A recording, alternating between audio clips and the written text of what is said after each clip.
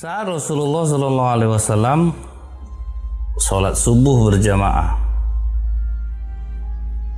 selesai rakaat pertama. Tapi ini bentar, sebelum Rasulullah memulai sholat subuh, Rasulullah melihat ke belakang para jamaahnya. Setelah dilihat dari Rasulullah dari ujung ke ujung, ternyata Ali bin Abi Thalib karamallahu wajhah belum hadir. Kata Rasulullah, kita tunda dulu Bilal, tunda dulu. Tapi karena fajar sudah mulai agak naik, kata Rasulullah, ya sudah kita mulai saja. Kenapa ditunggu? Karena semangat sahabat untuk hadir sholat berjamaah itu tinggi. Kalau di tempat kita amalkan, dia itu aja juga orangnya. Nanti kita tunggu dia pun tidak datang juga. Tapi kalau Rasulullah kenapa ditunggu? Karena semangat sahabat untuk sholat berjamaah itu tinggi. Kemudian rakaat pertama selesai, naik Rasulullah rakaat yang kedua.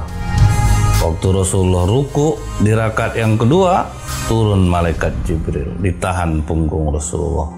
Tunggu Ali ya Rasulullah. Suruh nunggu Ali dulu. Sampai sahabat di belakang itu heran, apalah sujud ruku Rasulullah ini lama betul ini. Sampai ada yang mengintip Rasulullah.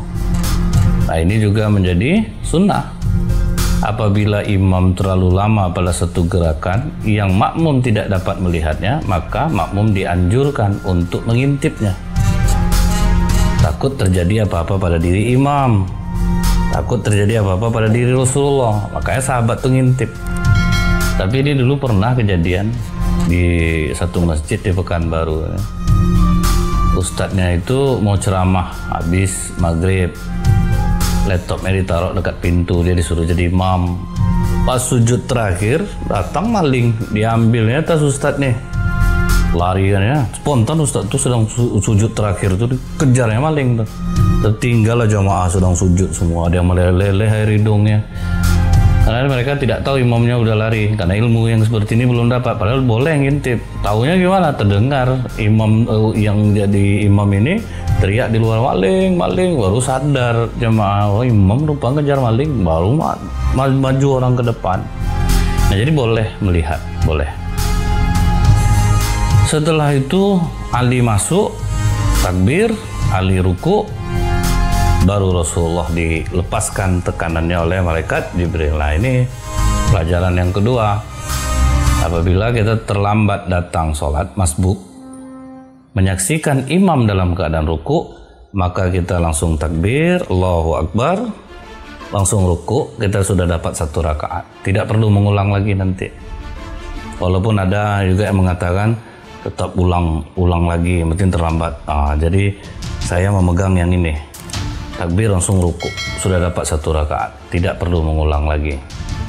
Tapi jangan pula mentang-mentang hadis ini sahih, kemudian tahu imam panjang ayatnya, duduk dia di luar dulu. Tanya, mengapa bapak duduk sini pak? Nunggu imam ruku Ustaz. Nah, ini nggak boleh, itu tidak boleh. Nah, ini pelajaran kedua nih dari hadis ini. Setelah itu Rasulullah menyelesaikan sholat, selesai salam, Ali naik meneruskan yang kedua, rakaat yang kedua, karena dia hanya dapat tadi yang kedua, satu rakaat. Nah, baru Ali meneruskan satu rakaat lagi. Bertanyalah sahabat, ya Rasulullah, kenapa sholat subuh kita berbeda dari biasanya? Mengapa engkau sujud begitu lama di rakaat yang kedua sehingga menimbulkan kekhawatiran dalam diri kami sampai ada di antara kami terintip-intip ya Rasulullah? Rasulullah tidak marah. Kata Rasulullah, aku pun tidak tahu.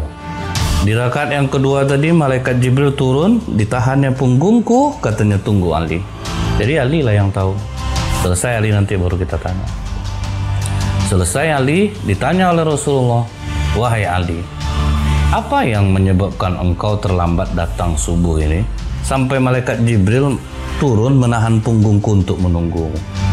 Kata Ali, ketika aku melangkah menuju masjid ya Rasulullah, ada orang tua berjalan di depanku tertatih-tatih.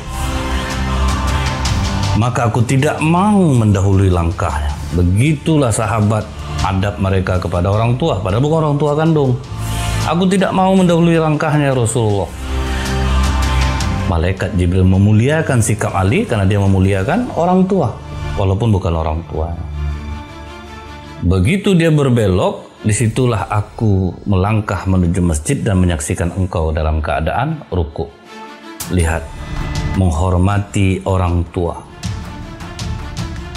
Tapi banyak orang salah arti karena ada hadis yang mengatakan, kepada siapa kami berbakti Rasulullah? Ibumu. Pada siapa lagi Rasulullah? Ibumu. Kepada siapa lagi Rasulullah? Ibumu. Kepada siapa lagi Rasulullah? Bapakmu. Akhirnya banyak orang dia berbakti kepada ibu, tapi dia lupakan bapak. Cuman kalau bapak yang cerdik, ini mantap hadisnya nih menurut dia. Ditanyanya ke anaknya, apa tadi penceramah Ustaz? Suruh berbakti Pak. Pada siapa? Ibumu, terus ibumu, terus ibumu, terus baru bapak Pak. Berapa ibunya tuh? 3 Pak. Ibu kau berapa? Baru 1, berarti kurang 2 lagi. Ini bukan hadis untuk poligami, tidak. Jangan kita salah, posisi bapak sakral dalam Islam.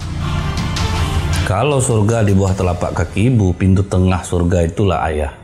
Maksudnya berbakti kepada ibumu, ibumu mengandungmu, ibumu menyusuimu, ibumu menjagamu.